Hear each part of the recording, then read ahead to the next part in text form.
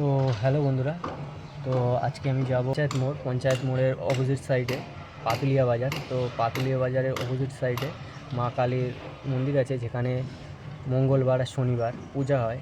আর সত্যি বলতে কি, মা কালীটা সত্যি বলতে খুবই সুন্দর, তোমরা না দেখলে তোমাদের বিশ্বাস হবে না। তো চলো তোমাদেরকেও দেখাই।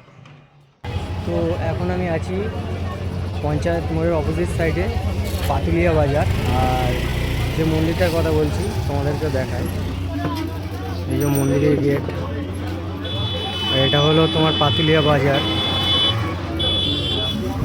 এইদিকে রাস্তাটা গিয়েছে তোমার পঞ্চায়েত মোড়।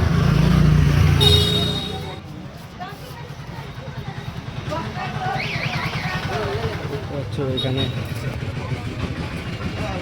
মা কালীর মূর্তি আছে, খুব সুন্দর।